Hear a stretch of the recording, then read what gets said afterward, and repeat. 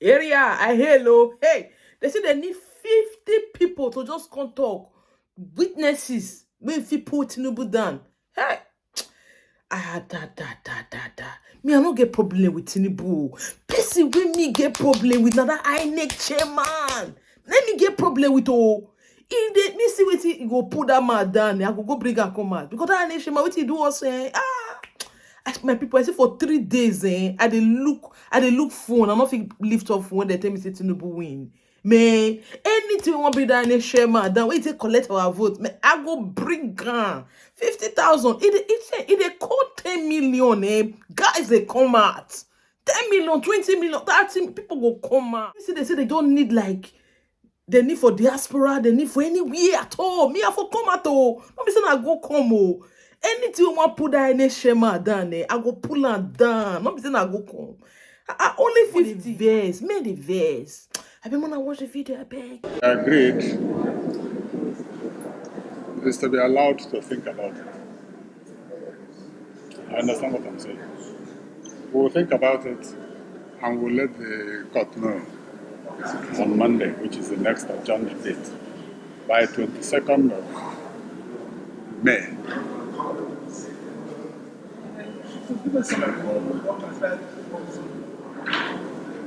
Well, all the motions that were filed by the parties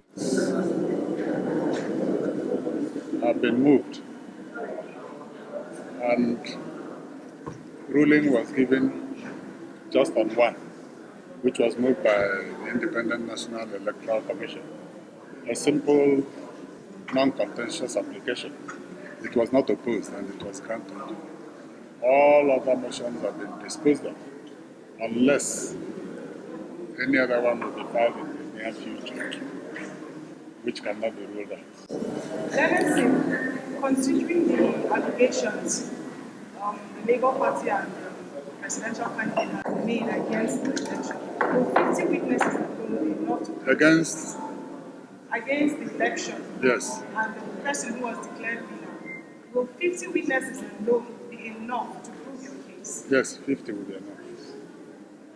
50. That's what we have asked for. And I assure you that if we call 50 witnesses, the truth will be known. Any other questions? One more, please, quickly. The instruction talks about all counts of meat, harmonized law. There's still some discrepancy arising from this. Let's know why.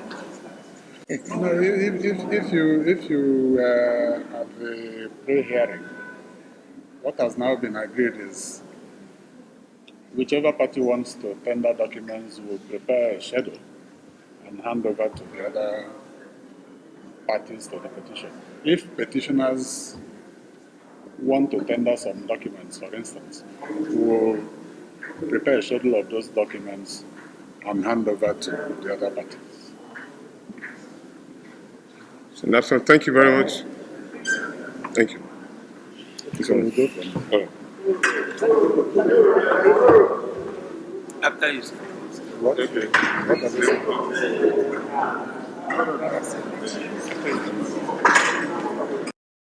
A pre-hearing session, the parties, we've now streamlined the witnesses we are calling, the times allocated to each witness, the times we are going to use. And we are very happy with the progress that is being made, and also the sacrifice that the court itself is making. You can see today is a Saturday, yet the court convened and sat in order to hear this matter, which underscores its importance. So once we finish with this pre-hearing, we now go into the actual hearing. We are very happy with the progress made so far. Let's say, a lot of us have thought everything is included today, but it was adjourned to Monday, and statement that was made, which is even a bit technical for a lot of us who are recovering, is that issue of consolidation. What do you know what it means? Yes, you'll notice that before rounding up, the court raised the issue and drew the attention of counsel to this issue of consolidation of petitions, which is provided by the first schedule to the Electoral Act. And the court has given us opportunity to go and brainstorm on this and then come back to make our opinions known. You know, there are now 3 presidential petitions pending, and the court needs to deal with all this expeditiously. And that is why this issue of consolidating all the petitions has come up. Fortunately, the matter is coming up on Monday. On Monday, we shall offer our opinion to the court, and the court will resolve this issue in the best way to make sure that this matter is dealt with speed. Thank you. Thank you.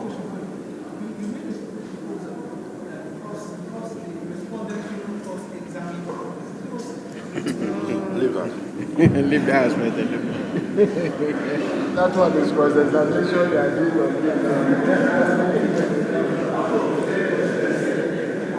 on. Well, we just concluded today's session. We're still in the pre-session. We're still in the pre-hearing stage, and we're grateful to God about having concluded today. The major thing that took place is that the petitioners, which is the Labour Party and His Excellency Tinubu, they've asked for 7 weeks within which to prosecute this petition, and they have said they will present 50 witnesses in support of the petition. INEC made one non-contentious application, maybe I think to change the name of a witness or thereabout, and it was granted. So we are coming gradually to the end of the pre-hearing session, believing that from next week we should proceed to trial proper, believing God that we will have victory at the end of it. Is there any positive news towards that? What? Any positive news towards that? Was what? The next hearing. Oh, sure. It's been adjourned to Monday. You know, election issues are time-bound. You must conclude within 180 days. The learned judges are aware of this, and in fairness to them, they have consciously worked towards avoiding unnecessary delays, because delay tactics is one of the ploys that the respondents always want to deploy to make sure that they delay the case unnecessarily and make us not to be able to present our case. But I think the judges have been up to the task. When you were in the court, you see how they reject all unnecessary applications that are geared towards delaying the trial. So, thank God for that. Thank you, sir. Confident that the court will do justice in all the petitions filed before it. Well, I was part of the team in 2019, and so we were. I've had the first-hand experience of what goes on there. There's a lot of pressure, like you rightly said, a lot of interest by the media and the citizens, and perhaps even the international community. They are under a lot of pressure because of the timelines. There are a large number of lawyers involved. Usually the courtroom cannot even contain the lawyers, not to talk of the others. But, certain. They've settled pleadings. We've seen all the pleadings. The 2 leading parties have filed. Others have also filed. 1 or 2 have withdrawn. This is the usual sort of thing that happens every 4 years. I have to say, though, that in 2019, there were far fewer petitions, and I'm not just talking about presidential, across the board, than there have been this year, which tends to indicate that a lot more people were dissatisfied with the conduct of the elections this year than they were the last round. There are a lot of emotions and expectations from the proceedings of the Presidential Election Petition Tribunals.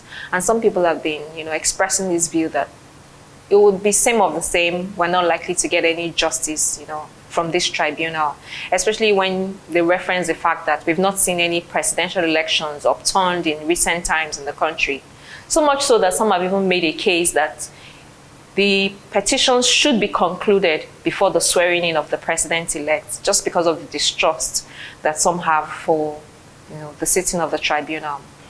As a senior legal practitioner, one who goes to the court every now and again and who believes in the process, what would be your message for people who think like this? And what do you think that the court itself can do to engender confidence and trust in its system? You see, previously, before the enactment of this new Electoral Act, the bar was extremely high.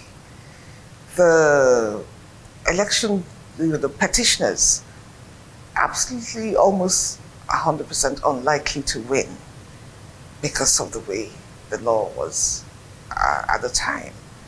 The sort of evidence they had to bring and the timeline within which they had to bring it was an uphill task. Now, with this new act, it is slightly different. INEC can be compelled and was compelled to bring forward the evidence that is required by the other side. Also, there are aspects of the new act that talk about the qualification of individuals, which previously was pre-election only. I think also if our courts are, let me use the word, courageous enough to depart from their established jurisprudence, which after all was established around the old law. This is a new beginning, and you should have the courage to look at this new law and interpret in accordance with it. If it's not in line with what you've done in the past, it's quite all right. So, and I do believe that the judiciary generally are courageous. Some can be conservative, but generally they would look at it, and hopefully if it requires new interpretations in line with the new law, then so be it. What the public may not know is the court cannot consider information that is not before it. It will have to make a decision on the pleadings, what has been put before it. So for instance, in the media, there's been a lot of speculation about one of the candidates having a dual citizenship and so on and so on.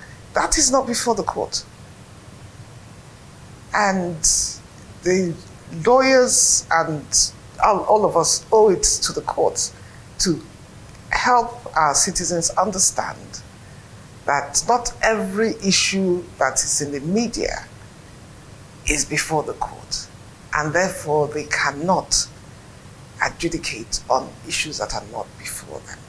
The call for live telecast of the proceedings, ostensibly for transparency and for more people to be able to follow the process, what do you make of that call? I am for it.